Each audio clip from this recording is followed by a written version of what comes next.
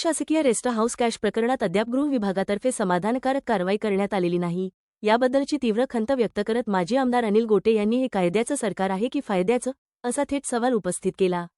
कल्याण भवन येथे आयोजित पत्रकार परिषदेत बोलताना गोटे म्हणाले, अंदाज समितीच्या बैठकीसाठी आलेल्या सर्व 12 आमदारांना या प्रकरणात 6 आरोपी घोषित केल्याशिवाय मी शांत बसणार नाही.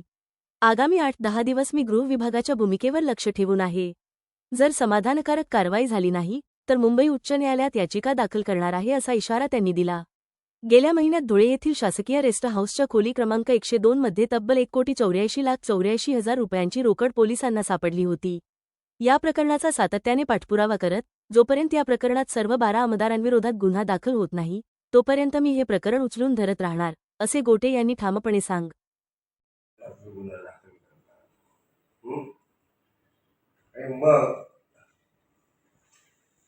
जे रस्त्याने पैसे सापडतात बेकायदेशीर वाहतूक होणारे काय किंवा हवाला व्यवहार करणारे हे सगळ्या दखल पात्र गुन्हे ठरले आहेत का?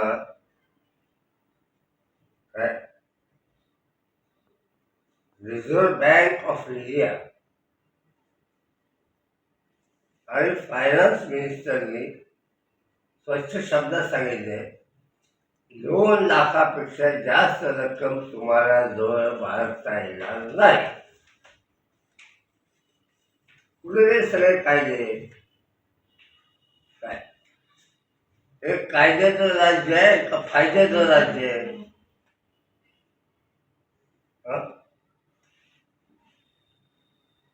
मला मान्य आहे आज सर्वपक्षीय सहकुटुंब सहपरिवार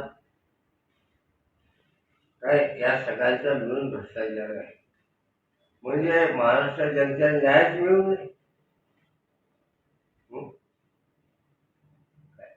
आणि जर पोलिसांना कल्पना होती, मी हे दादाला सांगतोय, त्याचं कारण असं आहे आणि स्वच्छ आहे की तुम्ही येताना कसं काही इलेक्ट्रिक कटर घेऊन आले,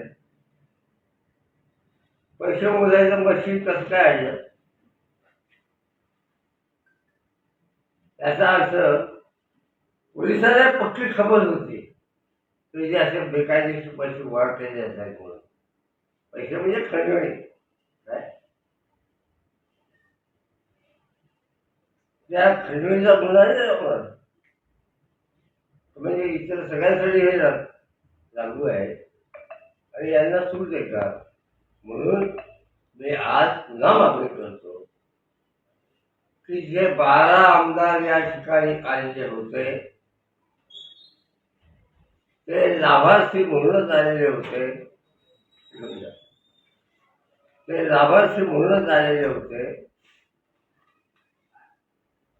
त्यामुळे त्यांना सहआरोपी केलंच पाहिजे. मी एक 8-10 दिवस वाट पाहिजे, अन्यथा माननीय मुंबई उच्च न्यायालयात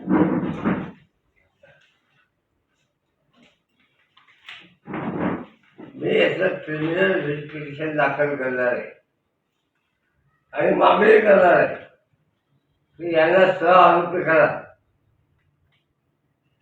माझं काय म्हणणं संयुक्तिक नसेल, चुकत असेल, माझं अज्ञान असेल तर त्याने सिद्ध दिलं पाहिजे लिहून मला. मी म्हणून राज्याचे पोलीस महासंचालक, गृह सचिव, मुख्य सचिव आणि नाशिकचे विशेष महानिरीक्षक या सगळ्यांना काल पत्र पाठवलेले आणि त्यांना मिळाले आहे